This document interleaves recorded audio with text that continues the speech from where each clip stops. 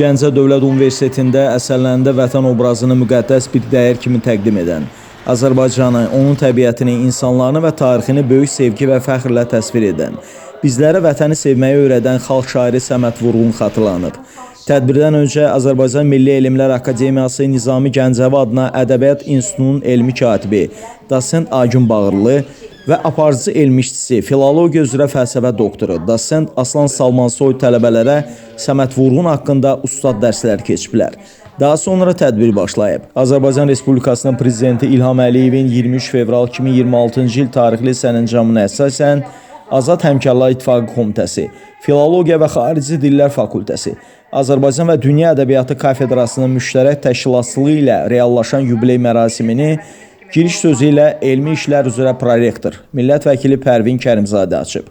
Şairi 20-ci əsr Azərbaycan poeziyasının zirvəsi və Azərbaycançılıq məfkurəsinin əsas sütunlarından biri kimi dəyərləndirib.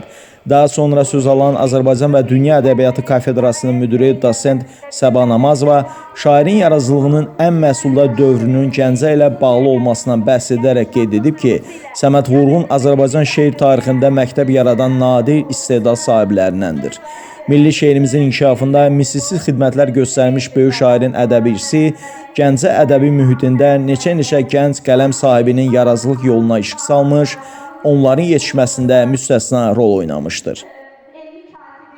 Azərbaycanın xalq şairi Səməd Vurğunun 120 illik yubileyinə həsr olunmuş bugünkü ədəbi bədii gecənin reallaşmasında bizə bilavasitə dəstəyini əsirgəməyən Gəncə Dövlət Universitetinin rəhbərliyinə, xüsusilə də rektor Yusif Yusubova, Gəncə Dövlət Universitetinin Elm və İnnovasiyalar üzrə prorektoru Pərvin xanım Kərimzadəyə, Azad Həmkarlar Komitəsinə, Filologiya və Xarici Dillər Fakültəsinin rəhbərliyinə və bugünkü tədbirin reallaşmasında bizə dəstək olan bütün dəyərli həmkarlarımıza təşəkkürümüzü bildiririk. Səməd Vurğun işığında bugünkü tədbirimiz böyük şairin zəngin irsinə olan ehtiramın əyani nümunəsi idi.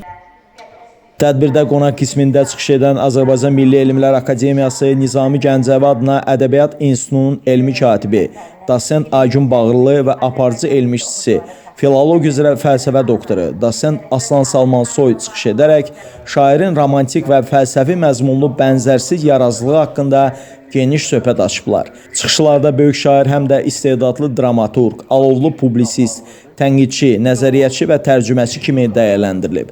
Tədbirdə o da qeyd olunub ki, çoxşaxəli yaradıcılığın əsasında Azərbaycançılıq amalı dayanan Səməd Vurğunun bütün yaradıcılığı boyu nəğməkar olduğu Odlar diyarını alovlu məhəbbətlə tərənnüm edib. Böyük söz ustadı ana dilinin saflığı uğrunda dönmədən mübarizə aparmış, xalq yaradıcılığının tükənməz xəzinəsindən bəhrələnməklə bu dilin bütün məna gözəlliklərini özündə əks etdirən, dərin bəşəri ictimai məzmuna malik qiymətli əsərlər ərsəyə gətirmişdir.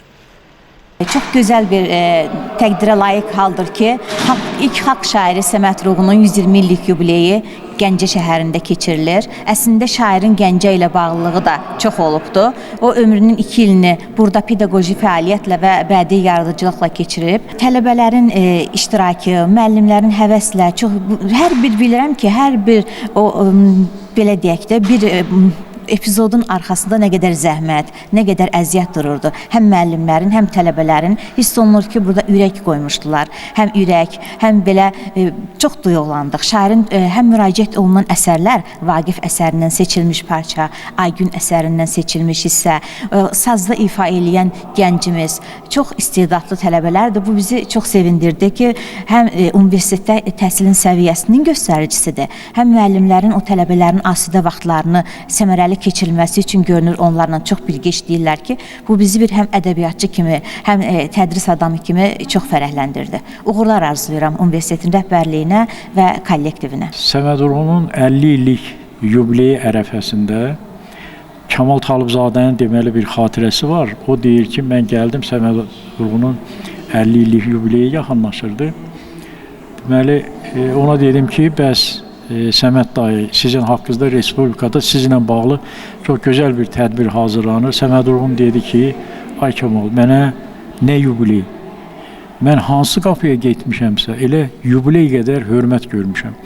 Və inandırım sizi, mən özüm də burada bu təşkil olunan tədbir elə səviyyədə təşkil olunub ki, o həmin Səməd Vurğunun dediyi, elə bilin ki, Səməd Vurğun özü bu tədbirdə iştirak edirdi. Çox səmimi, yüksək səviyyədə. Sağ olsun bu tədbiri təşkil edənlər və mənə belə gəlir ki, və tələbələrin də burada iştirak eləməyi, həm Səməd Vurğun yaradıcılığından nələrisə öyrəndilər, həm də o Səməd Vurğuna olan ehtiramı gördülər. Mən belə başa düşürəm. Azərbaycan və Dünya Ədəbiyyatı Kafedrasının dosenti Nəzmiyə Axundova da bildirib ki, müasir Azərbaycan dilinin və ədəbiyyatının zənginləşməsində böyük rol oynamış sənətkarın bədii irsi mədəniyyətimizin inkişafında bütövlüklə yeni mərhələ olmuşdur. O yorulmaz mübariz, gələcəyə nəzər salan arzular şairi idi. Tədbirin bədii hissəsində universitet əməkdaşlarının ifasında Azərbaycan adlı video material təqdim olundu.